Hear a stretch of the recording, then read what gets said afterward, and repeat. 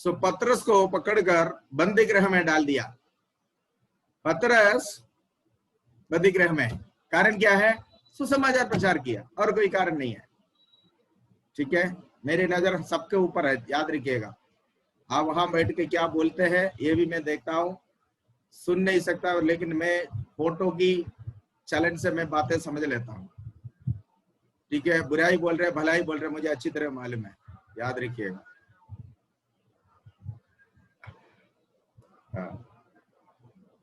Okay, सो पतरस अभी jail में है।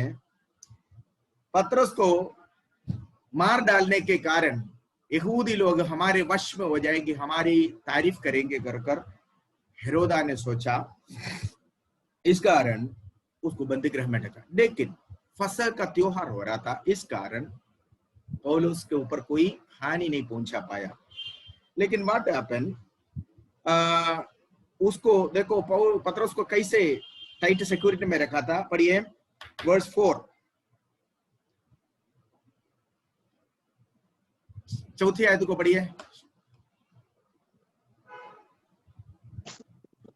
उसने उसे पकड़कर बंदी गृह में डाला और 4-4 सिपाहियों के 4 पहरों में रखा। देखो, इस विचार से कि फसह के बाद उसे लोग के सामने लाए। ओके, सी कितने सिक्योरिटी है? 4-4 सिपाही, 4-4 सिपाहियों के सिक्योरिटी में रखा हुआ है। इससे पहले एक बार पतरस जेल में गया था, आपको याद है? कौन सी अध्याय में था? हाँ, बहुत पुरानी बातें नहीं बोल रहा हूँ, कुछ ही हो सकता 3-4 दिन की पहले वाली बात बोल रहा हूँ। इससे पहले पतरस कौन सी अध्याय में बंदी गृह में गया था? कब गया था? नहीं याद है? ये हाल हो गए, सुबह तक रामायण सुनाता रहा, सुबह पूछा तीसरे अध्याय इसका कौन है, बोला भाई है ना? कौन सी अध्याय में था जो पहली बार पतरस जेल में गया? उस समय मैंने बोला, तब जब मैं 12 अध्याय पढ़ाऊंगा तब मैं डिटेल बताऊंगा। हाँ बोलो बेटा, अंकिता बोलो, क्या है? तीसरे अध्याय में। हाँ, तीसरे अध्याय में जो मनुष्य चंगा हो गया, इसके कारण पतरस को जेल में जाना पड़ा, है ना? उस समय हम देखे पतरस को उस समय भी एक दिन के लिए जेल में रखा, लेकिन पतरस अद्भुत रीति से वहां से छूट गया। लेकिन यहां पर देखो, पतरस बंदी गृह में है, सिक्योरिटी देखो पतरस को कितना दे रखा है? 4-4 सिपाहियों के, 4-4 सिपाहियों को कितना हो गया? काउंट करके बताओ, पहले पढ़ो आयत पढ़कर काउंट करके मुझे बताओ कितने लोग होंगे? पतरस के चारों अंदर कितने लोग हैं? काउंट करके बताइए।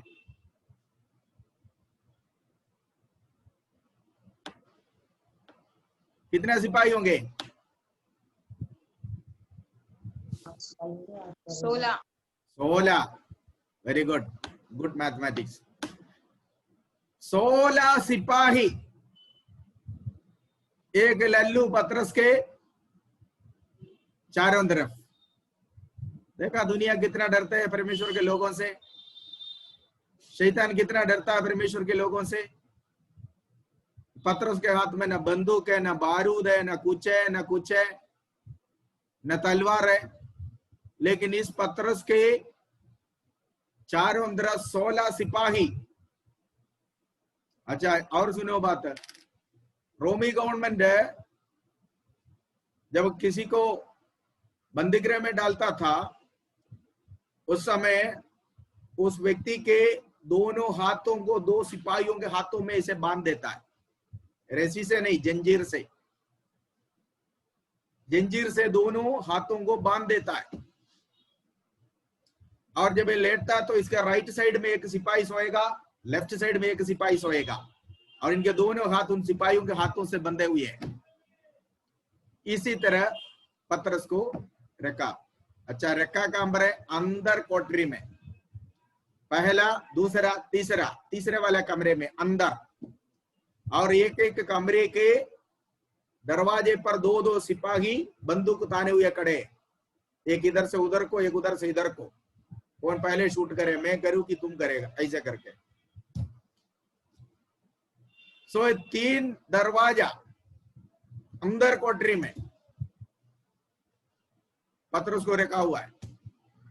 हुआ क्या है, पतरस जब पकड़ा गया, एक बात याद रखना, पहला शताब्दी की कलीसिया की खासियत थी, क्या था वो, वे एक मन के थे, एक मन के थे, हर बात में वो एक मन के थे, प्रार्थना करने में भी एक मन के थे, और कपट भक्ति दिखाने वाले को बाहर निकालने भी वो एक मन के थे।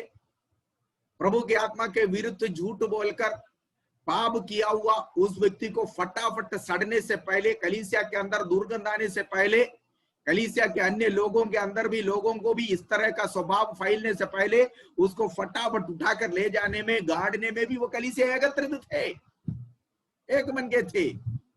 तो वो कलीसिया जो एक मन और एक चित्त के थे, वे लव लगाकर प्रार्थना करने लगा, लव लगाकर वे प्रार्थना करने। जब से हेरोदा पतरस को पकड़ा और बंदीगृह में डाला, तब से कलीसिया प्रार्थना करने लगा। प्रार्थना क्या है, प्रार्थना बदला की प्रार्थना नहीं है, उन्होंने कभी बदला की प्रार्थना नहीं किया।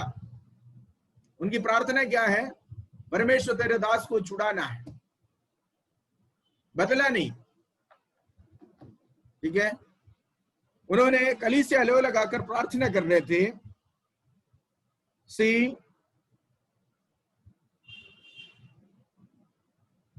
कलीसिया पतरस के लिए लव लगाकर प्रार्थना कर रहा है। कैसे प्रार्थना कर रहा है, वर्स 5,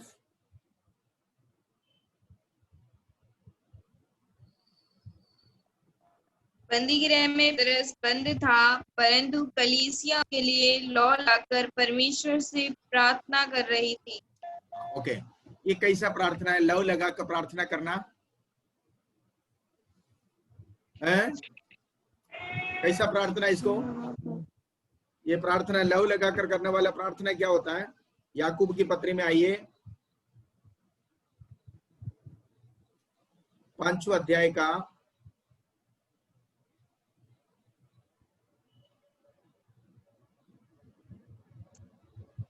16वीं को पढ़िए,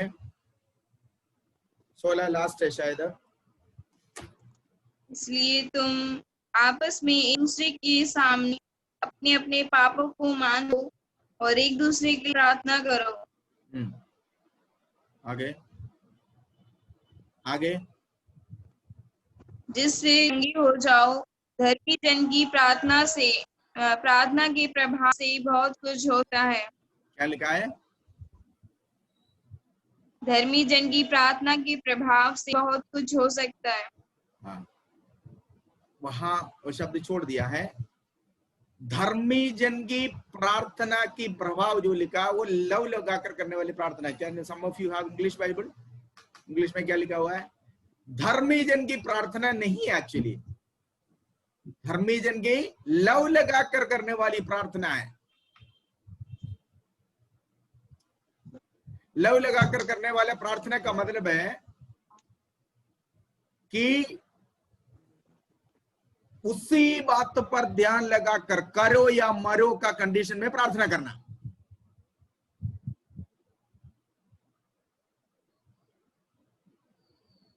कलीसिया घुटने में है, कलीसिया प्रार्थना कर रहा है, प्रभु आपको ही करना।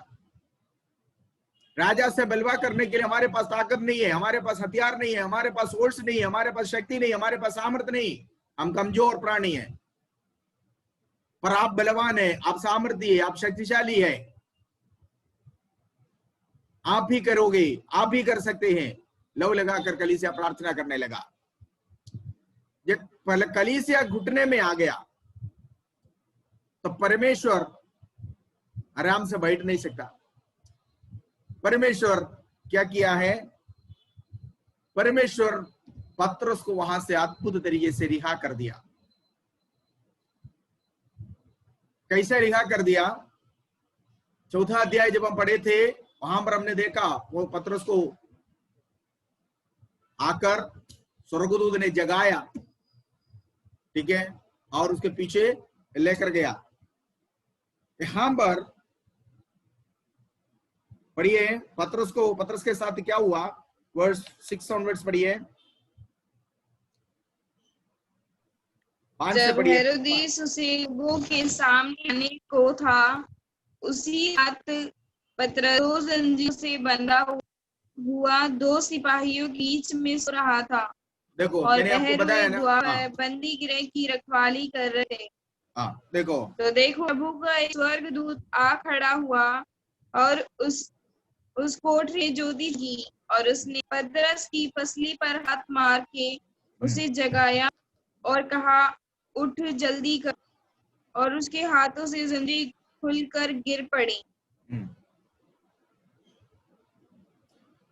पतरस दो सिपाहियों के बीच में सो रहा था, ये मैंने आपको पहले बताया। कैसे दो सिपाहियों के बीच में सो रहा था। पतरस को क्या डर लग रहा था, इसलिए उसको उसके साथ लोगों को रहने दिया कि यह सपना देखकर रात में जी जाग उठेंगे ऐसे करके। तो इसलिए पतरस को झटका लगता है रात में सपना आकर, इसलिए उसको डरे ना, वो डरे ना, इसलिए उसको साथ सोने के लिए दो सिपाहियों को दिया था, नहीं है। पतरस की दोनों हाथ सिपाहियों के हाथों से बंधा हुआ है।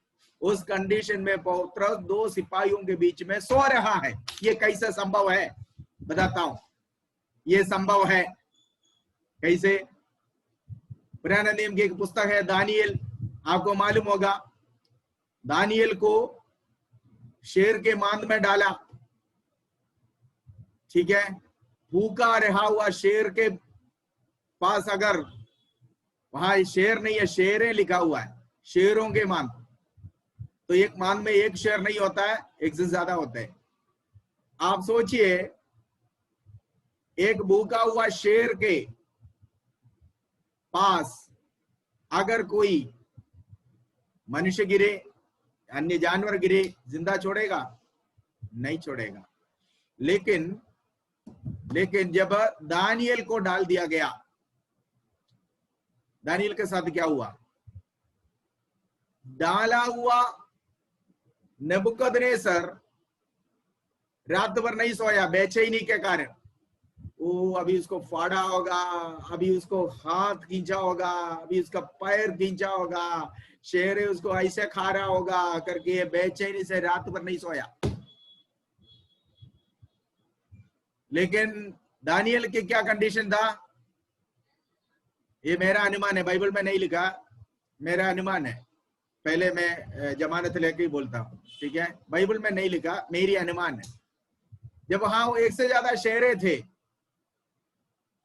शायद लाइफ टाइम में दानियल इतना अच्छा सोया नहीं होगा जितना उस रात में सोया है। एक को उठाया शेर को, तकिया बनाया, दूसरे को बोला वही लेटो, उसके ऊपर पैर भी रख दिया, बड़ी आराम से सोफा कंबर्ट में सो गया होगा।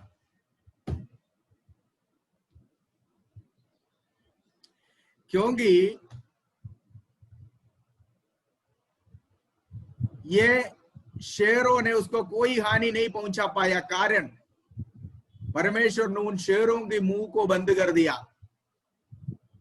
और शेरे दानियल को देखता रहा।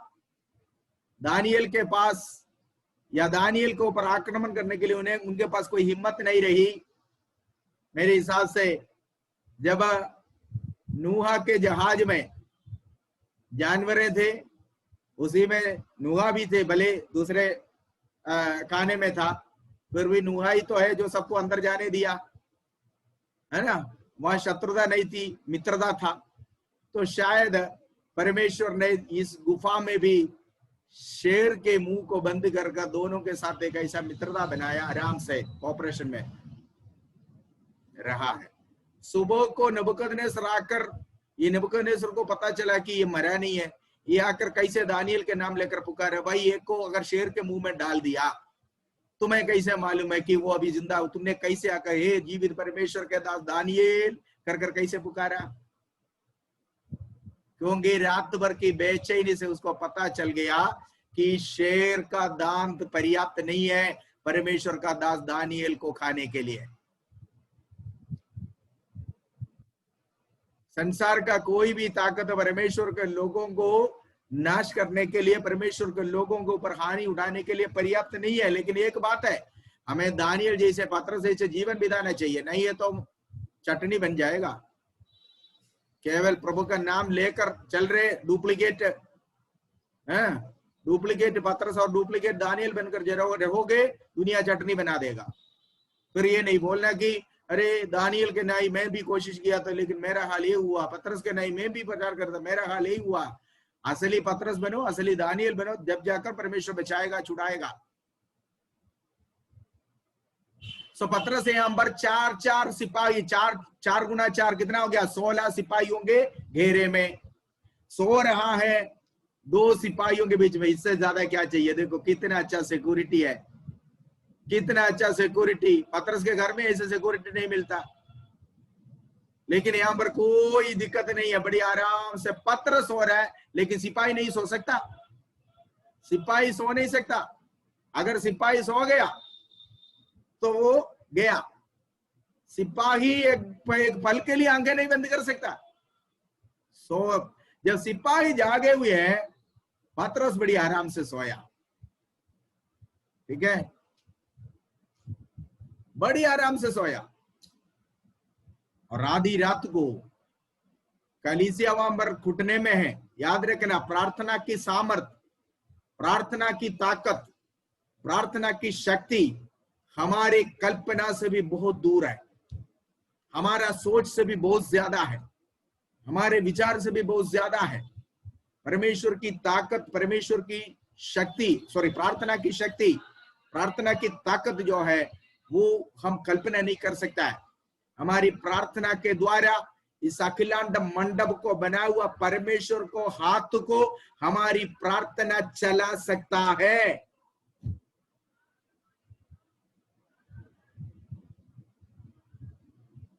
परमेश्वर को अपने सिंहासन से हमारी प्रार्थना उठकर खड़ा कर सकता है।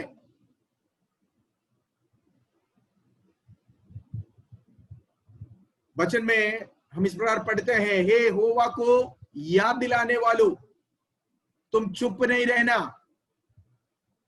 यहोवा को याद दिलाने वालों, चुप नहीं रहना। कलीसिया यहां पर चुप नहीं रहे। कलीसिया रात में छुपा हुआ है सारे, लेकिन वो रो नहीं रहा है, वो घुटने में खड़े हैं, प्रार्थना कर रहे हैं आधी रात में। जब आधी रात में कलीसिया प्रार्थना कर रहे हैं, क्या परमेश्वर सोएंगे? लिखा हुआ, तेरा परमेश्वर इस्राएल का रक्षक कभी ना सोता कभी ना ऊँघता है। वो प्रभु जो जागते हुए अपने लोगों के ऊपर नजर रखता है, उन्होंने प्रार्थना सुनकर तुरंत अपने दूध को भेजा। दानियल के पास जैसे प्रार्थना का जवाब लेकर भेजा, इसी प्रकार कलीसिया की प्रार्थना का जवाब को देकर परमेश्वर ने दूध को, स्वर्गदूत को उस कारागृह में भेज दिया। जब स्वर्गदूत कारागृह में उतरा, क्या हुआ? तब क्या हो गया? अद्भुत तरीके से वहां से पतरस की रिहाई हुई। स्वर्गदूत आया, सोया हुआ पतरस। आप सोचो, किसी व्यक्ति को आपको हिलाकर जगाना पड़ता है तो वो कितनी बार, कितनी गहरा नींद में होगा। और ये व्यक्ति कैसे सोया, जिसको मालूम चल पड़ा कि कल सुबह इसका वध किया जाएगा या 2 दिन के बाद इसकी वध किया जाएगा। आपको पता है, एक व्यक्ति जो जेल में इंतजार कर रहा अपनी सजा के लिए, कोर्ट ने ऑर्डर दे दिया इसको सजाए मौत दे।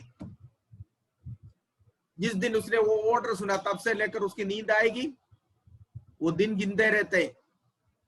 और जैसे जैसे उस दिन के नजदीक बढ़ता है, उसके अंदर घबराहट ज्यादा होती है और वो बेचैनी से भरपूर हो जाता है। कोई कोई मेंटली पागल भी हो जाता है ना। पतरस को पता है, फंसे के बाद तुरंत मेरे को भी एक जैसे मेमना को काटना, मेरा भी गला काटेगा। देखा है पतरस ने, सुना है पतरस ने, याकूब की सर तो काटा है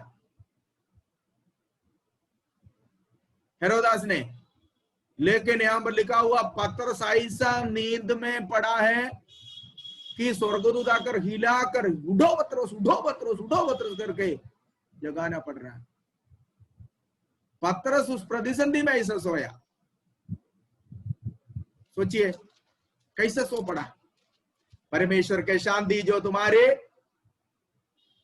समझ से परे है, परमेश्वर की अविनाशी शांति जो तुम्हारे समझ से बिल्कुल परे है, तुम्हारे मनों को और विचारों को मसीह यीशु में स्थिर रखेगा। यही शांति था पत्रस के अंदर। यीशु ने कहा मैं अपनी शांति तुम्हें दिया जाता हूं, जैसे दुनिया देता वैसा नहीं है। पत्रस को मालूम है मैं मेरा प्रभु लेकिन तो निश्चय मेरे साथ कोई हानि नहीं होगा। पत्रस ने यह समझा। पत्रस बड़ी आराम से सो रहा है। स्वर्गदूत आकर उसको उसके 16 में सॉरी 7th वर्ष में पढ़िए, 7वीं आयत को पढ़िए। तो देखो प्रभु का स्वर्गदूत खड़ा हुआ और उस कोठरी में जो चमकी, और उसने पतरस की पसली हाथ मार के उसे गाया और कहा उठ जल्दी कर, और उसके हाथों से जंजीरें खुलकर गिर पड़ी। पतरस के पसली पर हाथ मार के कहा पतरस उठो। सोचिए 2 सिपाही उसके बगल में सो रहे हैं या उसके बगल में लेटा हुआ है। जब स्वर्गदूत आया सिपाही सो गया। यीशु के पुनरुत्थान के समय में वहां पर भी कब्र के बाहर 2 सिपाही बैठे हुए थे ना। उनको पता चला यीशु का जी उठने के बारे में? नहीं पता चला। वो बैठे रहे वहां, वो तैनात थे वहां पर, लेकिन उनको पता नहीं चला अंदर क्या हो रहा। स्वर्गदूत उतरा, खबर खुला, बैठा हुआ है, लेकिन आंखों के सामने सब कुछ हो रहा है, कुछ पता नहीं चल रहा। वो कंडीशन यहां पर भी हुआ। स्वर्गदूत यहां पर लेटा हुआ है, हो सकता वो तब नींद आया उसको, सो गया। लेकिन पतरस की नींद की है देखो ना, पतरस हल्का फुल्का नहीं सो रहा है। पतरस बड़ी गहरा नींद में सो रहा है, खरोटा मार के।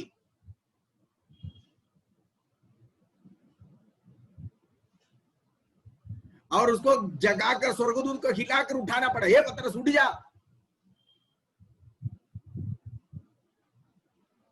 जब पतरस उठा, पतरस आंखें खोली, क्या देखा?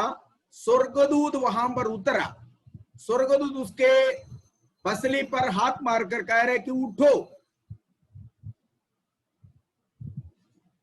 इसी तरह थक्केमंद होकर झाऊ के पेड़ के नीचे पड़ा हुआ एक परमेश्वर के दास के बारे में हम लोग राजा के पुस्तकों में पढ़ते हैं, एलिया। धमकी सुनकर, वो किसका? एक स्त्री का, इसाबेल नामक एक शैतानी स्त्री की धमकी सुनकर बड़ा शूरवीर काम किया हुआ एलिया बोला बस अभी मौत ही काफी है, इसाबेल की तलवार से मरने से अच्छा प्रभु मुझे जिंदा उठा ले। ऐसे कर प्रार्थना करके सोया। लेकिन परमेश्वर ने आकर, दूध को आकर उसको जगाया। वहां पर भी इसी तरह उसकी पसली पर हाथ मारकर, गहरा नींद में जब करता है तब ऐसा करता है, नहीं तो एक बार नाम लेते ही लोगों को पता चलता हाँ मेरे बुला रहा है। लेकिन इतनी गहरा नींद में था, उसको जगाना पड़ा, फिजिकली उसको जगाना पड़ा। इतनी गहरा नींद में सोया। परेशानी अगला दिन में जो वर्डिक्ट उसके खिलाफ जो आया है, या 2 दिन के बाद जब फसह का ये त्योहार खत्म होते ही ये बलि का बकरा बनेगा, ये मालूम होने के बावजूद भी ऐसे कैसे सोया? परमेश्वर की शांति। प्रभु ने कहा मैं अपनी शांति तुम्हें दिया जाता हूं, वो जैसे संसार देता है वैसा नहीं है। वो अविनाशी शांति जो समझ से बिल्कुल परे है, पौलुस का मन और विचारों को मसीह यीशु में स्थिर रखा। इस कारण उसको चिंता नहीं, वो गहरी नींद में सोया। और स्वर्गदूत उसको जगाया। जगाने के बाद उसको बोला अपना, इतने में क्या हुआ, पौलुस पतरस के हाथों से कड़ी जंजीर खुल गया, लेकिन सिपाही के हाथ में अभी भी है। सिपाही को पता नहीं चला, सिपाही के हाथ में जंजीर अभी भी है, पर पतरस के हाथ में जो जंजीर था, जो कड़ी था, वो खुल गया। पतरस फ्री हो गया, सिपाही अभी भी बंधन में है। वो दोनों दो साइड में पड़े थे, बीच में से पतरस उठकर खड़े हो गया। पतरस को बोला अपना वस्त्र पहनकर मेरे पीछे हो लो, और कैसे अद्भुत तरीके से उसको लेकर चला। देखिए, पढ़िए, आगे को पढ़िए, आप पढ़ना है। ये हम लोग इससे पहले जब चौथा अध्याय पढ़े थे तब लोग ने पढ़े थे, इसलिए ज्यादा एक्सप्लेनेशन जरूरत नहीं है। 11 तक पढ़िए। तब स्वर्गदूत ने उसका हाथ कमर बांध और अपने जूते पहन ली।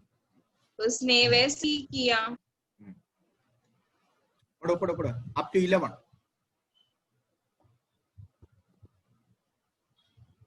फिर उसने उससे कहा, अपना वस्त्र पहनकर मेरे पीछे हो ले। वह निकल कर उसके पीछे हो गया, परंतु यह ना जानता था कि जो कुछ स्वर्गदूत कर रहा है वह सच है, वरन यह समझा मैं दर्शन देख रहा हूँ।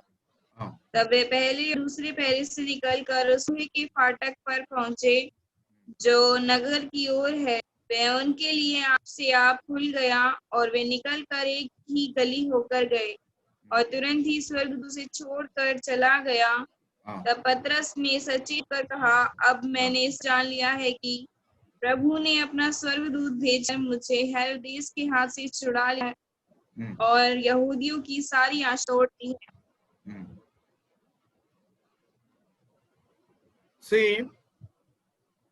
पतरस को प्रभु ने छुड़ाया, स्वर्गदूत के पीछे पतरस जाता रहा, और पहला दरवाजा अपने आप खुल गया उनके सामने, दूसरा दरवाजे पे आया, खुल गया, तीसरा दरवाजे पे आ गया, खुल गया। तीनों दरवाजे पार कर कर नगर के बाहर के तरफ खुलने वाले बड़ा लोहे का फाटक है, उस फाटक के पास जब आया, वो फाटक भी खुल गया, और पतरस को खुले जगहों में छोड़कर स्वर्गदूत चला गया। स्वर्गदूत का ड्यूटी इतना ही होता है, स्वर्गदूत संदेशा देने के लिए आया, उसको छुड़ाना था, छोड़कर बोला जाओ। पतरस वहां से, रात की बात है, हो सकता है भोर की बात है, आधी रात के बाद ये हुआ। पतरस को जेल से बाहर, जेल के बाहर है चौराहे पर छोड़ा।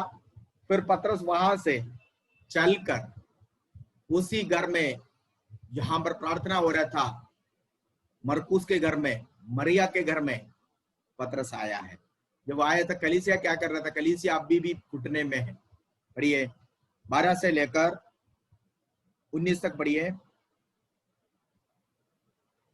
यह जानकर वह उस यूना की माता मरियम घर आया, जो मरकुस कहलाते है। वहां बहुत से लोग इकट्ठे होकर प्रार्थना कर रहे थे। जब उसने फाटक की खिड़की खटाई तो रूदे नाम एक दासी देखने को आई।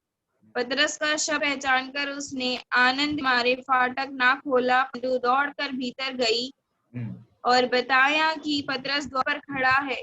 उन्होंने उससे कहा, तू पागल है, परंतु वह दृढ़ता से बोली कि ऐसा ही है। तब उन्होंने कहा, उसका स्वर्गदूत होगा, परंतु पतरस खटखटाता ही रहा।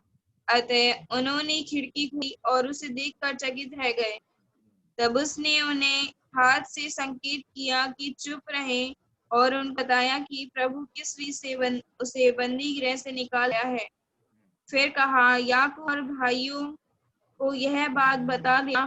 तब निकलकर दूसरी जगह चला गया।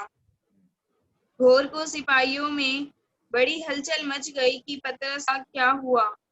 जब हेरोदेस ने उसकी खोज की और ना पाए तो पहरुओं की जांच करके आज्ञा दी कि वे मार डाले जाए, और वह यहूदियों को छोड़कर कैसरिया में जाकर रहने लगा।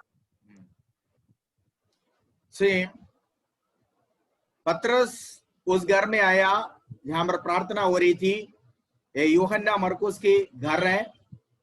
इस घर में पहली बार यीशु और उसके चेलों ने फसह मनाया, और ये बरनबास का बहन मरियम का बेटा है, यूहन्ना मरकुस। यही मरकुस ने जिस सुसमाचार लिखा है, यही मरकुस बाद में पौलुस के साथ उसकी पहली मिशनरी यात्रा में साथ दिया था, और सेकंड मिशनरी यात्रा में बरनबास के साथ जो था, ये वही मरकुस है। मरकुस के घर में जब आया तो वहां पर प्रार्थना हो रही है। पतरस खटखटाया तो एक लड़की, रोदा नाम है उसका नाम जैसे नटखट भी मेरे को लग रहा है, वो दरवाजा खोलने के बदले क्या किया, उसने पहचान लिया ये पतरस है, वो दरवाजा नहीं खोली है, वो अंदर जाकर बोला पतरस आया हुआ है। पतरस के पीछे अभी हो सकता है सिपाही लगे हुए हैं, हो सकता है अगर उनको पता चल गया तो वो लोग ढूंढ कर आएंगे। जैसे वैसे इसको अंदर बिठाने के बदले पतरस बाहर ही खटखटा रहा है। इसने बाहर अंदर से आकर देखा, ठीक है, चाबी का जो की होल जो होती है ना, उसके अंदर से देखा तो पतरस है। पूछा अंदर से कौन है जी, तो पतरस ने बोला मैं हूं पतरस। आवाज सुना इसने, और ये आवाज पहचान लिया पतरस ही है, फिर भी दरवाजा नहीं खोला।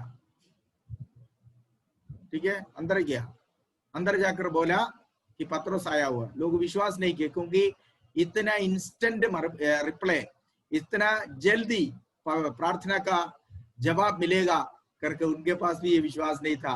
वो चकित हो गया, पतरस को बुलाया और वे लोग आकर शोर मचाते वक्त पतरस ने इशारा कर दिया आवाज नहीं करना, क्योंकि लोगों को पता चलेगा पतरस यहाँ पर है। हो सकता वो अभी हेरोद के लोग, सिपाही लोग उसको ढूंढते होंगे, तो इसलिए उन्होंने उन्हें चुप कराया, उन्हें जो है इशारा कर दिया कि आवाज नहीं करने का है। सो उन्होंने क्या किया, पतरस अंदर आया, याकूब और यूहन्ना इत्यादि प्रेरित लोग वहां पर बैठे हुए थे, प्रार्थना कर रहे थे। उनके साथ जो कुछ हुआ वो विस्तार से बता दिया। इतने में क्या हुआ, रोमी गवर्नमेंट के एक प्रथा था, अगर कोई सिपाही के लापरवाही से कोई भी क्रिमिनल अगर किसी तरह से बच जाता तो क्या होता है, उसको, उस सिपाही को वही सजा मिलेगा जो उस क्रिमिनल को देने के लिए था। लेकिन हमारे देश में ऐसा नहीं है। आपने सुना होगा हमारा तिहाड़ से कितने खुद कर जा रहे हैं, कितने सुरंग बनाकर जा रहे हैं, कुछ नहीं होता। सुरंग बनाने के लिए तुम्हें ऊंचाई है, मेरे से मांगो मैं दे दूंगा, ऐसा करके बोलता। लेकिन रोमी गवर्नमेंट के कानून इतनी कड़क थे कि जो भी क्रिमिनल निकल जाते हैं, बच जाते हैं, उनको मिलने वाला सजा उस सिपाही को मिलेगा। हेरोदा को पता चला पतरस गया, तो हेरोदा ने ढूंढा, पतरस को नहीं मिला। पतरस सीधा कैसरिया चला गया। रात ही रात पतरस वहां से भोर होते कैसरिया चला गया, और उन सिपाहियों को पतरस के बदले मार डाला। मतलब पतरस को मारने के लिए मौत, सजाए मौत देना था, वो सजाए मौत तलवार से उनको काट डाला है। इसके बाद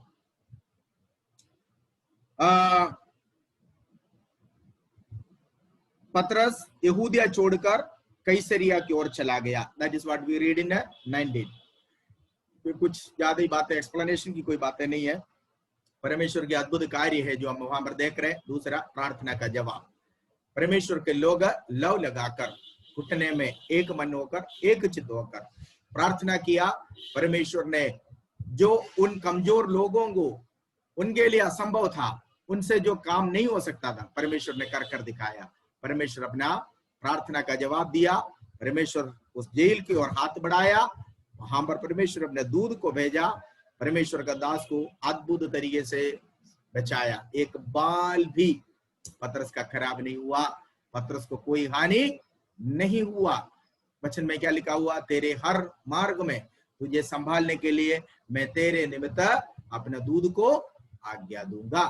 ठीक है, तुम्हारे सारे मार्ग में, तुम्हारी चौकसी करने के लिए, तुम्हें संभालने के लिए, बचाने के लिए अपने दूध को आज्ञा दूंगा। सो वही परमेश्वर यहाँ पर अपने दूध को भेजकर पतरस को संभाला, पतरस को बचाया। देन इस समय ये हेरोदा सीदोन, पढ़िए 20 से लेकर लास्ट तक पढ़िए, 24 तक पढ़िए। हेरोदेस सूर और सीदोन के लोगों से बहुत अप्रसन्न था, इसलिए वे धोकर उसके पास आए और बलास्तुस को, जो राजा का एक कर्मचारी था, मना कर मेल करना चाहा, क्योंकि राजा के देश से उनके देश का पालन पोषण होता था। ठहराए हुए दिन हेरोदेस राज वस्त्र पहनकर सिंहासन पर बैठा और उनको व्याख्यान दे लगा। तब लोग पुकार उठे, यह तो मनुष्य का नहीं, ईश्वर का शब्द है। उसी क्षण प्रभु के एक स्वर्गदूत ने तुरंत उसे मारा, क्योंकि उसने परमेश्वर महिमा ना दी, और वह कीड़े से पड़ के मर गया। परंतु परमेश्वर का वचन बढ़ा और फैलता गया। जब बरनबास और शाऊल अपनी सेवा पूरी कर चुके, तो यूहन्ना को, जो मरकुस कहलाता है, साथ लेकर यरूशलेम लौटे। यहाँ पर एक अनोखी, एक अद्भुत बात हम यहाँ पर देखते हैं, वो ये है, यही हेरोदास, ध्यान से सुनना है, जो पतरस को तलवार से मारने के लिए आज्ञा दिया, उसकी अंत क्या हुआ आप देख लेना। ये हेरोदास के समय में, शासनकाल में, सूर और सैदा, जो भूमध्य सागर के तट पर स्थित, आज फीनिके कहते हैं, आज का लेबनान, आज का लेबानोन है ये जगह, ठीक है। ये वहां दोनों एक बड़े नगर थे। इन नगरों के निवासी अपने अधिकांश भोजन वस्तुएं जो है वो गलीली प्रांत से प्राप्त करते थे, जो हेरोदास के अधिकार सीमा में होता था। हेरोदास कुछ कारण से इन लोगों से, सूर और सीदोन के लोगों से बैर में थे। तो लोग ये सोचते थे कि ये बैर, ये शत्रुता के कारण ये हमारा दाना पानी बंद कर देगा, तो इसलिए राजा से ये लोग मिलना चाहता था। सो वे डर गए थे कि क्रोध के कारण वो उनका भोजन बंद कर देगा, इसलिए शांति बनाए रखने के प्रयास में उन्होंने हेरोदास के एक सेवक, एक कर्मचारी को पकड़ा, जिसका नाम बलास्तुस है। उसने कहा कि राजा के साथ हम तुम्हारी मुलाकात कराएंगे करके उसने एक बिच्छुआ के रूप में आया। सो ये बलास्तुस नामक जो व्यक्ति है, जो राजा का एक कर्मचारी है, उसने सूर और सैदा के लोगों के और राजा के बीच में एक मीडिएटर बनकर खड़ा हो गया। राजा से बोला कि ये लोग आपसे बातें करना चाहता है, ठीक है। तो एक दिन तय किया, ठीक है, मैं उनकी सुनूंगा क्या है, मतलब आपस के जो कटपट है वो बदलना चाहता, क्योंकि लोगों को यह डर था कि आदमी हमारा राशन बंद कर देगा। वहां से आता है सारे, ज्यादातर, जैसे हमारे इंडिया से तो बहुत सारे जिसे नेपाल के लिए जाते हैं, ठीक है, इंडिया बहुत मदद करता है नेपाल के लिए। सो इसी तरह मदद जाता था। तो लोगों को ये डर था कि अगर हम उनसे बिगड़ कर रहे वो हमारा दाना पानी बंद कर देगा। सो राजा उस दिन जैसे तय किया हुआ दिन में राजा ने अपने राज वस्त्र पहनकर बैठा हुआ था। तो आपको मालूम है, लोग जो है आज भी और तभी भी और अभी भी लोगों को फ्लैटरी सुनना बहुत अच्छा लगता है। समझ में आ गया? फ्लैटरी जो होती है, मतलब बिना मतलब की तारीफ है, लोगों को तारीफ सुनना बहुत अच्छा लगता है। सच्ची बातें ना मैनिपुलेट कर आप बोलो, झूठ मूठ मिला के, ठीक है, बहुत अच्छा लगता है। अगर आप मेरे को देखकर ये कहे एक इंसान होने के नाते, वो पास्टर जी आप कितने अच्छे लगते हो, क्या नाम है, अभिषेक बच्चन से भी सुंदर है, और आप बिल्कुल बिल्कुल एकदम टिच है, अभिषेक बच्चन से सुंदर है, तो मैं कौवा जैसा बैठा हुआ, मैं एकदम सातों आसमान में पहुंच जाऊंगा ये सुन के कि देखो लोग मेरी कितनी तारीफ कर रहे हैं। किससे तुलना किया? अभिषेक बच्चन से तुलना किया। कौन है? कौवा जैसे बैठा हुआ, कौवा का रंग है। और इस आदमी को सोचना चाहिए, भाई लोग जो बोलते हैं ये मेरी भलाई के लिए बोल रहे हैं, कि ये मुझे काटने के लिए कह रहे हैं, कि ये मेरे को पालने के लिए कह रहे हैं। ठीक है, वो नहीं सोचते। लोग ऐसे बातें सुनकर एकदम फूल उठते हैं, चौड़ा हो जाता है। ये राजा को देखकर लोगों ने क्या कहा कि ये जब बोल रहा था, लोगों ने बोला अरे आप तो राजा नहीं है। कौन बोल रहा है? ये सीदोन और सैदा के लोगों ने बोला आप राजा नहीं है, आप तो स्वर्गदूत हो, ऐसा करके बोला। तो हेरोदा सोचा कि मैं उड़ गया हूं, मैं दूध बन गया। ठीक है, लोगों ने जब इसकी झूठी तारीफ किया, लोगों ने इसके बारे में जब बोल रहा था, कह रहे तेरी आवाज एक स्वर्गदूत की आवाज है। किसकी आवाज? हेरोदा की आवाज। आपकी आवाज एक स्वर्गदूत की आवाज है, आप बिल्कुल स्वर्गदूत लग रहे हो। जब इतना सुना तो राजा, वैसे पहले तो राजा ही सिंहासन में, वो सोचा मैं ईश्वर हो गया। तब क्या हुआ, ये लोगों को ये बातों से लोगों को धमकी नहीं दिया, नहीं बोलना, ऐसा नहीं करना। ये परमेश्वर का अच्छा नहीं लगा। जब वो लोगों ने झूठी तारीफ इसकी किया कि ये स्वर्गदूत के नहीं लग रहा है, स्वर्गदूत की आवाज इसकी आवाज लग रहा है, तब उसका हृदय फूल उठा। आपको मालूम है, नीति वचन की पुस्तक में एक आयत इस पर लिखा हुआ है, गिरने से पहले अहंकार आता है। ईट से क्यों मुंह बने गला?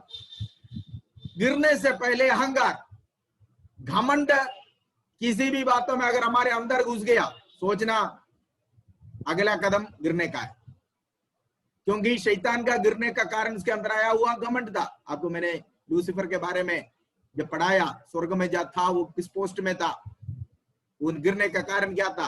अपनी सुंदरता में घमंड किया, बुद्धि में घमंड किया, और उसके शरीर में जो मणिया या रत्नों से जो बनाया हुआ सारे चीजों की व्यापार, ठीक है, उसने उसका जो है मूल्य था कैलकुलेट करके मैं इतनी कीमती हूं, अहंकार आया, गिर गया। कोई भी बातों में अगर मनुष्य हमारा झूठी तारीफ करता है, उस समय ये सुनकर फूल नहीं उठना, हृदय को, है ना, बलून जैसे बिल्कुल हवा नहीं भरना चाहिए एकदम। आज इंसान ऐसा होता, मतलब फूल उठते हैं, फूला हुआ है बिना मतलब के, झूठ मूठ की तारीफ सुनकर लोग एकदम भूल जाते हैं। नहीं फूलना चाहिए। जब लोग आपका तारीफ करता, सोचना है कि तभी याद रखना कि ये मेरी भलाई नहीं चाहता, ये मुझे गिराना चाहता है, क्योंकि ये देखना चाहता है कि मैं कैसे गिर पड़ा हूं और ये मेरे ऊपर से निकल कर चला जाएगा। तो इसलिए तारीफ जहां भी होती है, सीधे बोलो प्रभु को तारीफ दो, मुझे नहीं। करना है तो प्रभु को करो, क्योंकि तारीफ के योग्य वही है। इसने क्या किया, ये लोगों को मना नहीं किया। लोग वहां पर इतने लोग खड़े, सूर और सैदा के लोग आए हुए इनसे मिलने के लिए। इसके कोर्टयार्ड में, आंगन में लोग चिल्ला रहे, तुम तो स्वर्गदूत हो, तेरी आवाज स्वर्गदूतों की आवाज के नहीं होता है। ये बिल्कुल चौड़ा हो गया सुनकर। क्या किया, परमेश्वर ने उसको जीते जी कीड़ा पड़ दिया उसके शरीर में। नॉर्मली लोग मरने के बाद कीड़ा पड़ जाता है, लेकिन ये क्या किया, कीड़े पड़कर मरा। मरने के बाद शरीर में कीड़ा आना संभव है, लेकिन जीते जी कीड़ा पड़कर मरा। ये मरने से पहले उसके शरीर सड़ गया।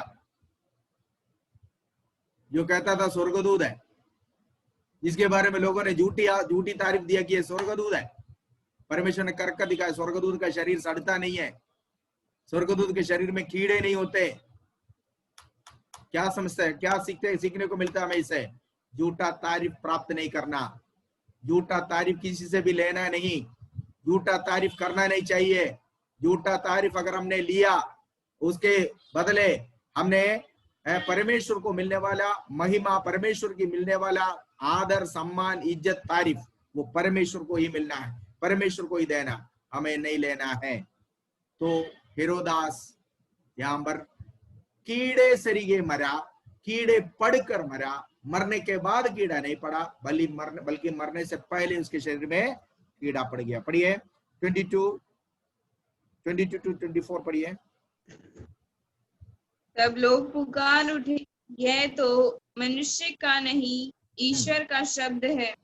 उसी क्षण प्रभु के एक स्वर्गदूत ने तुरंत उसे मारा, क्योंकि उसने परमेश्वर को महिमा ना दी, और वह कीड़े पड़ के मर गया। दिया,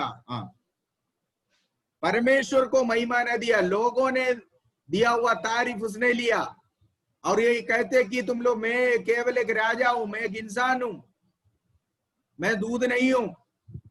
तुम ऐसे मत बोले, नहीं बोला उसने। उन्होंने परमेश्वर को महिमा ना मिलने के कारण, परमेश्वर को महिमा ना देने के कारण वो कैसा मरा है? कैसा मरा? कीड़े पड़कर मरा। सभी का हाल यही होगा जो परमेश्वर को महिमा नहीं देता, अपने घमंड में रहने वाले का अंत ही होता है। ठीक है, वो कीड़े पड़कर मर गया। अत्याचार और प्रताड़ित करने वाला हेरोदास मर गया, परंतु परमेश्वर का वचन निरंतर बढ़ता और फैलता गया। परमेश्वर का कार्य को नहीं रोक सकता। अगर एक पतरस को जेल में डालोगे, एक याकूब को मार डालोगे, एक यूहन्ना बपतिस्मा देने वाले का सिर काटोगे, ये रुकने वाला मार्ग नहीं है, ये जीवन का मार्ग है। एक का जान लोगे, ये हजारों को जीवन देता रहेगा। ये जीवन का मार्ग है, ये मौत का मार्ग नहीं है। एक पादरी का जान ले लिया, एक याकूब का जान ले लिया, कई हजारों याकूब को ये जीवन देगा ये मार्ग। ठीक है, एक स्तिफनुस को अगर पत्थरवाह करोगे, हजारों स्तिफनुस उसके बदले खड़े हो जाएगा। ठीक है, सो परमेश्वर का वचन वहां पर फैलता गया। हेरोदास की मृत्यु के बाद बरनबास और शाऊल अंताकिया से यरूशलेम के विश्वासियों के लिए आर्थिक दान लेकर गए, क्योंकि वहां पर आपने देखा होगा, यहाँ पर अभी पिछले चैप्टर में हमने पढ़ा था अगाल के बारे में, पढ़ा था ना 54 में, 54 में जो अकाल आया, उस अकाल के समय में अंताकिया की कलीसिया से पैसा इकट्ठा कर शाऊल और बरनबास, शाऊल इतना में किलिकिया से वापस आया, अपना तरसू से वापस आया, और अभी दोनों अंताकिया में हैं, और वे दान लेकर यरूशलेम में चला गया। और यरूशलेम में वहां जाकर यूहन्ना मरकुस जो था, वहां पर उस समय यरूशलेम में, क्योंकि उन्हीं के घर में सभा चलती है, उन्हीं के घर में आराधना होते, उनको लेकर ये लोग यूहन्ना को लेकर, जो बरनबास का बहन का बेटा, भतीजा नहीं होता, कौन है? भांजा। हाँ, उनको लेकर वापस आया है, और वे अंताकिया वापस आया है। So that is end of chapter 12। सो आज हम आगे को देखेंगे, चैप्टर 13 1 से लेकर 12 तक पढ़िए। हम लोग थोड़ा स्पीड अप करके जाएंगे। जो दूसरा सेक्शन है जहां पर मैं शाम को पढ़ाता हूँ, आपके साथ ही ग्रेजुएट होने वाला है वो लोग भी, वो अभी 3rd मिशनरी यात्रा शुरू हो गया। कल मैंने 20वां अध्याय वहां पर शुरू किया, तो आप इतने पीछे हैं, एक साथ दोनों का ग्रेजुएशन होना है। So will go little fast. 13वें अध्याय को पढ़िए। अंताकिया की कलीसिया में भविष्यवक्ता और उपदेशक थे, जैसे बरनबास और शमूएल जो नीगर कहलाता है, और लुकिकियुस कुरेनी, और चौथाई देश के राजा हेरोदेस का दूध भाई मनाहेम और शाऊल। जब वे उपवास सहित प्रभु की उपासना कर रहे थे, तो पवित्र आत्मा ने कहा, मेरे लिए बरनबास और शाऊल को उस काम के लिए अलग करो जिसके लिए मैंने उन्हें बुलाया। तब उन्होंने उपवास और प्रार्थना करके और उन पर हक रखकर उन्हें विदा किया। अतः वे पवित्र आत्मा के भेजे हुए सिलूकिया को गए, और वहां से जहाज पर चढ़कर साइप्रस को चले, और सलमीस में पहुंचकर परमेश्वर का वचन यहूदियों के आराधनालयों में सुना। यूहन्ना उनका सिर था। वे उस सारे टापू में होते हुए पाफुस तक पहुंचे। वहां उन्हें बार-यीशु नामक एक यहूदी टोना और भविष्यवक्ता मिला। वह हाकिम सिरगियुस पौलुस के साथ था, जो बुद्धिमान पुरुष था। उसने बरनबास और शाऊल को अपने पास बुलाकर परमेश्वर का वचन सुनना चाहा, परंतु इलीमास टोने ने क्योंकि यही उसकी नाम अर्थ है, उनका विरोध करके हाकिम को विश्वास करने से रोकना चाहा। तब शाऊल ने, जिसका नाम पौलुस भी है, पवित्र आत्मा से परिपूर्ण हो उसकी ओर टकटकी लगाकर देखा और कहा, हे सारा कपट और सब चतुराई से भरे हुए शैतान की संतान, सकल धर्म के बैरी, क्या तू प्रभु के सीधे मार्ग को टेढ़ा करना ना छोड़ेगा? अब देख, प्रभु का हाथ तुझ पर लगा है और तू कुछ समय तक अंधा रहेगा और सूर्य को ना देखेगा। तब तुरंत धुंधलापन और अंधेरा उस पर छा गया और वह इधर उधर टटोलने लगा ताकि कोई उसका हाथ पकड़ के ले ले। तब हाकिम ने जो हुआ था उसे देखकर और प्रभु के उपदेश से चकित होकर विश्वास किया। Okay. Here we start first missionary journey. पौलुस का पहला मिशनरी यात्रा यहाँ से शुरू होती है। 13वीं अध्याय का 1 से लेकर 14वीं अध्याय का 28 तक ये मिशनरी यात्रा पौलुस की पहला सुसमाचार घोषणा की यात्रा हम देखते हैं। जब पौलुस और बरनबास यरूशलेम में से वापस आया, यरूशलेम में गया था आर्थिक धन देने के लिए, वहां से मरकुस को भी साथ लेकर वापस आया। आकर अंताकिया की कलीसिया में ये लोग उपवास और प्रार्थना कर रहे थे। वहां पर बहुत कौन कौन थे, वहां पर लोगों के नाम लिखा हुआ है, आपको इस सारे नाम से कोई लेना देना नहीं है। इसमें की पर्सन्स जो है वो बरनबास और शाऊल है। अभी तक पौलुस का नाम इसने लिया नहीं है। यही पहला मिशनरी यात्रा में पौलुस शाऊल जो है, ये पौलुस का नाम यही पिसिदिया में शायद वो इसी जगह में जो है, यहां से लेकर वो पौलुस के नाम से आगे जाना जाता है। अब तक शाऊली है, जब तक उसको भेजा जा रहा है तब तक वो शाऊली है। लेकिन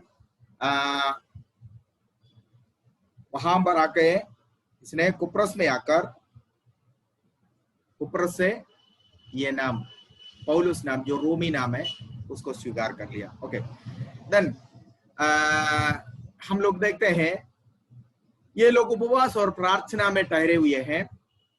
बरनबास है, शाऊल है और एक शिमोन है जो कुरेनी है, और लूकियोस और मनाइन, ठीक है, इत्यादि। और शाऊल को भी जो है भविष्यद्वक्ता के रूप में लिखा हुआ है, कहा गया है। तो शाऊल भविष्यवाणी करने वाला था, ये पौलुस भविष्यवाणी करने वाला था। और इत्यादि है 5 लोग, 5 अगुओं के बारे में वहां पर लिखा हुआ है। कौन कौन है? बरनबास, शिमोन जो नीगर भी कहा जाता है, लूकियोस और मनाइन और शाऊल, ये 5 अगुए वहां पर है। और भी लोग हैं कलीसिया में, ये 5 अगुए वहां पर है। ये लोग वहां पर उपवास और प्रार्थना कर रहे थे। ये 5 अगुए अंताकिया की कलीसिया में उपवास और प्रार्थना कर रहे थे। तब पवित्र आत्मा ने अचानक उनसे बातें किया, इन अगुओं से बातें किया। इस प्रकार कहा, शाऊल और बरनबास को जिस काम के लिए मैंने उन्हें बुलाया अलग करो। आपको मालूम है शाऊल की बुलाहट अन्य जातियों के लिए है, लेकिन अभी ये 8 साल बीतने के बावजूद भी शाऊल अभी भी यहूदियों के बीच में ही सेवा कर रहा है। तो प्रभु ने कहा कि लेकिन उसको अभी तक एक रिकॉग्निशन नहीं हुआ। मालूम है शाऊल जब यरूशलेम गया था, लोग उनसे स्वीकार करने में डरते थे। बरनबास जो था, जो शाऊल के लिए बोला और शाऊल को उनसे परिचित कराया, क्योंकि लोग अभी भी शाऊल को संदेह से देखते थे,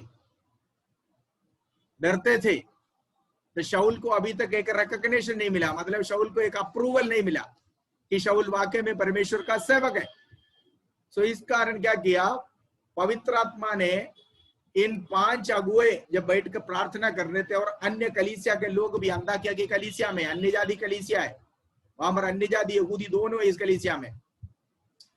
प्रार्थना कर रहे थे, उस समय इन लोगों ने स्पष्ट रूप से कहा कि शाऊल को और बरनबास को जिस सेवकाई के लिए मैंने बुलाया उस सेवकाई के लिए अलग करो।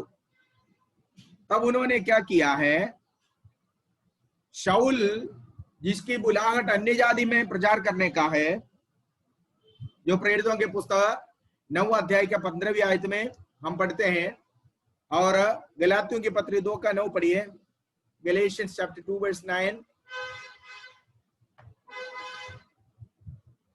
जल्दी पढ़ना है, आज मैं कुछ 12 तक मैं आज समाप्त करूंगा।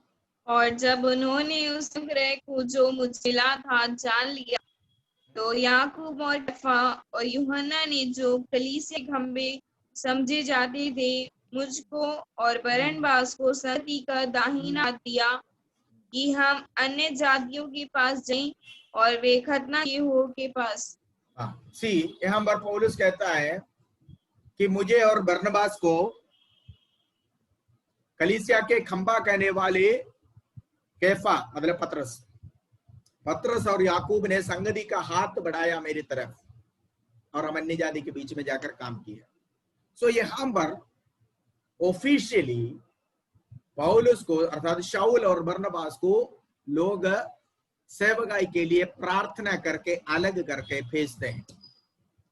उन्होंने इन 3 अगुओं ने शाऊल और बरनबास के ऊपर हाथ रखा। पूरा 5 पौलुस और शाऊल और बरनबास को मिला के, शाऊल और बरनबास को छोड़कर बाकी तीनों ने इनके ऊपर हाथ रखा। इसको है पहली बार जो हम बाइबल में ऑर्डिनेशन जो कहा जाता है, ऑर्डिनेशन, हाथ रखकर सेवकाई के लिए अलग किया।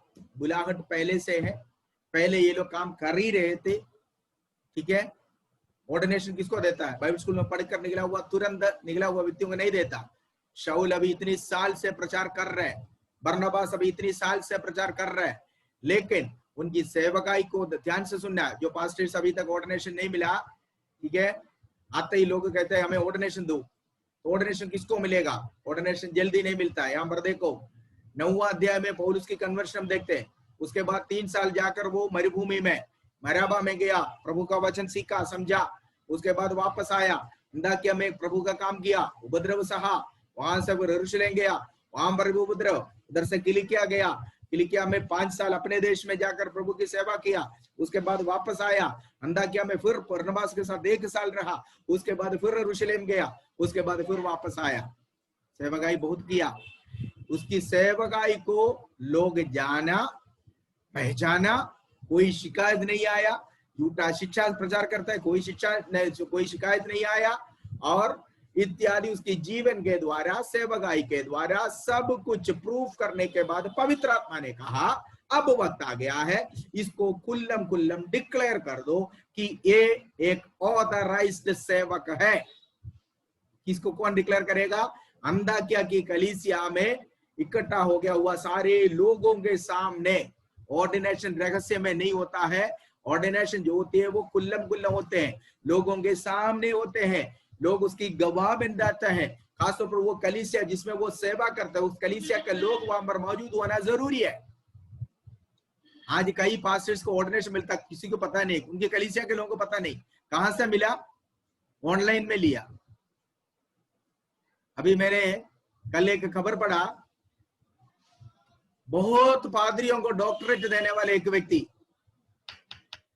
है, तो केरला का ही है, कहीं का भी हो, बातें सच जो है बताना ही पड़ेगा, छुपाने वाली कोई बात नहीं है।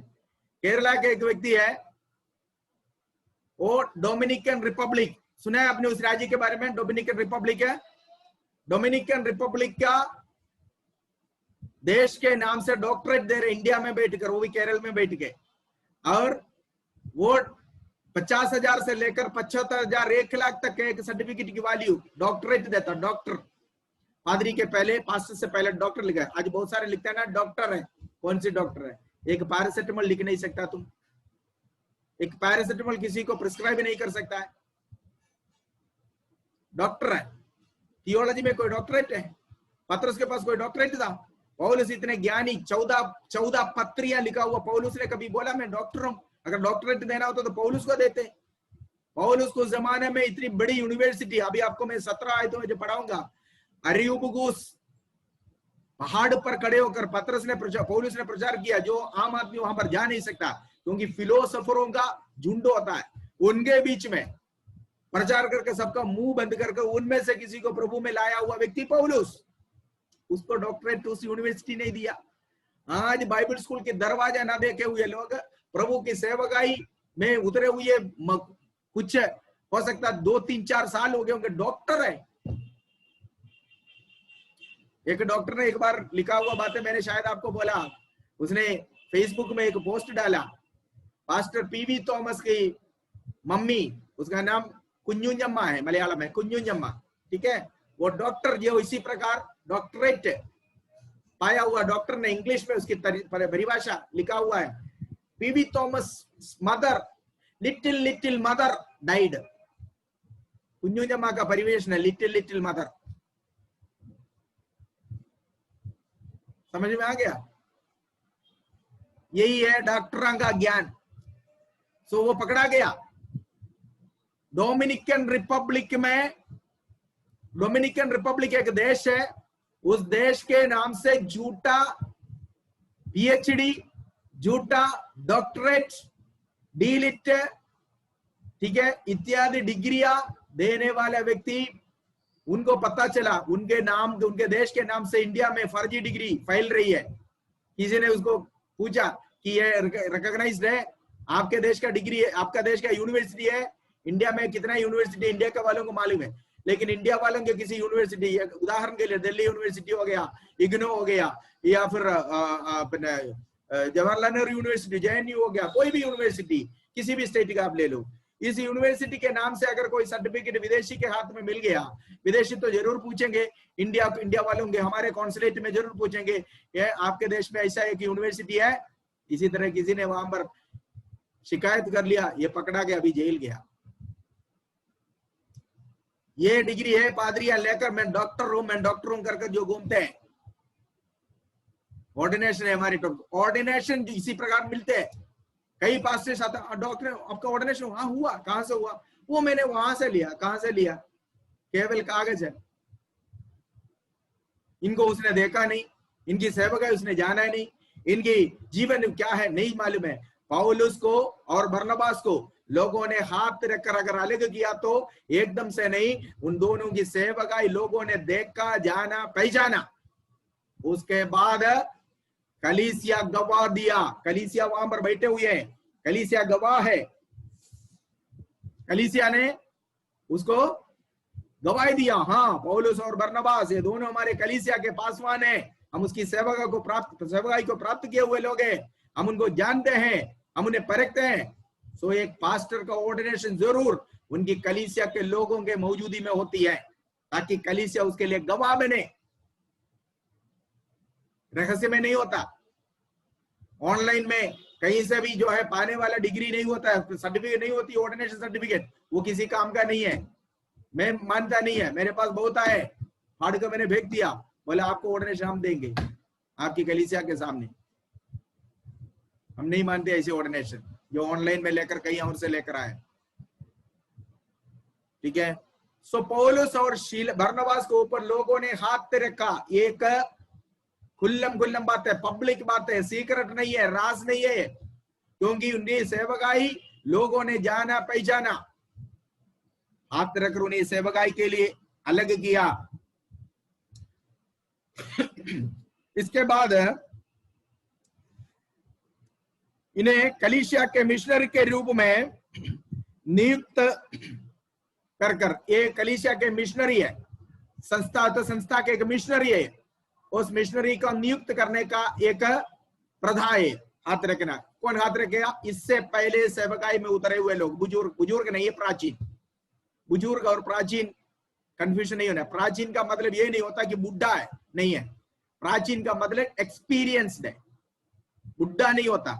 50 साल का एक बुढ़ा हो सकता है वो प्रभु में आया या सेवकाई के लिए निकला 2 साल हो गया होगा, 3 साल हो गया होगा, लेकिन 35 साल का एक जवान नौजवान है, मिडिल एज वाला वहां बैठा हुआ है जो 15 साल से सेवकाई में, तो प्राचीन वही बनेगा जो 35 साल का है, जो 15 साल की सेवकाई है वही प्राचीन होगा। ये नहीं कि 50 साल के देखे इनको बुढ़े को जो है अपने प्राचीन बना दिया, गलत बात है।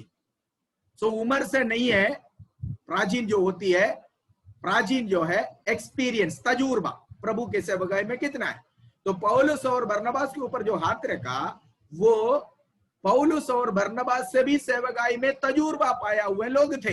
हो सकता है उम्र में कम हो वो लोग, लेकिन सेवकाई में वो ज्यादा है, सीनियर। ठीक है, तरीका होता है हर चीज का। उन्होंने एक मिशनरी के तौर पर उन्हें क्या कर दिया है, नियुक्त किया है। उसका प्रतीक था ये हाथ रखना। और ये इस बात की भी प्रतीक था कि कलीसिया की संगति और सहायता उनके साथ है। देखा, जो कलीसिया ने उसको भेजा, ये किया, वो कलीसिया इनके साथ है हमेशा, ये इसकी बात का भी प्रूफ है। देन इस रीति से बरनबास और शाऊल को अंताकिया की कलीसिया के द्वारा सेवकाई के लिए भेजा गया। सो बरनबास और शाऊल जो है वो अंताकिया की कलीसिया की मिशनरी है, जो बाहर जाकर सेवा करने के लिए नियुक्त किया गया है, क्योंकि उन्हें अभी हाथ रखकर सेवकाई के लिए अलग किया हुआ है। इसको हम लोग ऑर्डिनेशन नाम से या ऑर्डिनेशन के नाम से कहते हैं लोग। जब वे अपनी यात्रा से वापस आए, तब उन्होंने अपने किए हुए कार्यों का पूरा विवरण कलीसिया के सामने प्रस्तुत किया। ये लोग अभी यहाँ से निकले, काम कर कर जिन्हें वापस आया ना, वापस उसी कलीसिया में आकर रिपोर्ट भी दिया। ये भी एक फर्ज बनता है।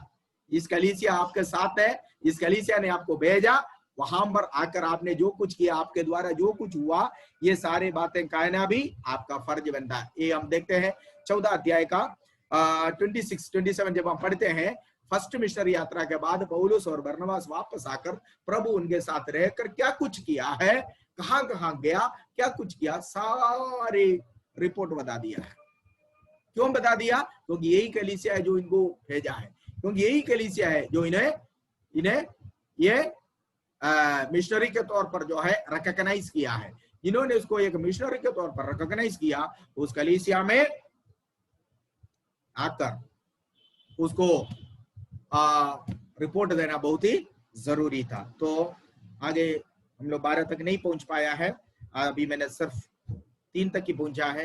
बाकी हम कल देखेंगे। प्रभु आपको आशीर्वाद। आज का समय समाप्त हो गया है, बाकी हम कल देखेंगे।